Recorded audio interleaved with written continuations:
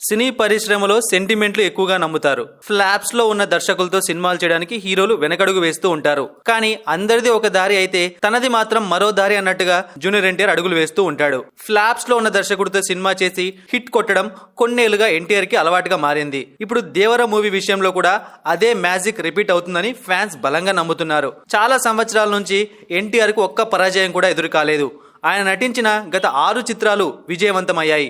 అంతేకాదు ఆ 6 సినిమాల్లో 4 సినిమాలు ఫ్లాప్ డైరెక్టర్స్ తో చేసినవే. టెంపర్ సినిమాకి ముందు పూరి జగన్నాథ్ వరుస ఫ్లాపుల్లో ఉన్నాడు. టెంపర్ తో తాను సక్సెస్ ట్రాక్ లోకి రావడమే కాకుండా తారకు మంచి విజయాన్ని ఇచ్చాడు పూరి జగన్నాథ్.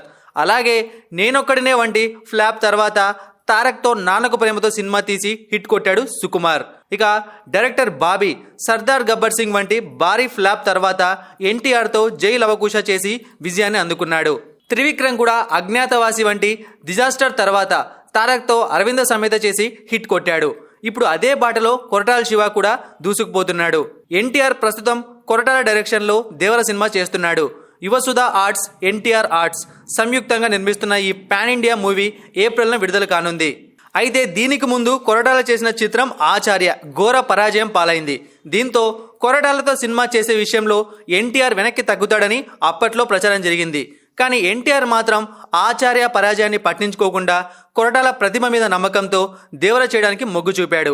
ఆ నమ్మకాన్ని నిలబెట్టుకునేలా కొరటాల ఈ సినిమా కోసం పని చేస్తున్నాడని ఇప్పటిదాకా విడుదలైన ప్రచార చిత్రాలను గమనిస్తే అర్థమవుతోంది.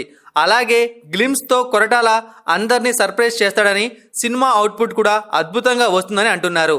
దాంతో ఫ్లాప్ డైరెక్టర్ తో ఎన్టీఆర్ హిట్ సెంటిమెంట్ ను కొనసాగిస్తూ దేవరతో కొరటాల అదిరిపోయే విజయాన్ని అందుకోవడం ఖాయమని తారక్ ఫ్యాన్స్ ధీమా వ్యక్తం చేస్తున్నారు.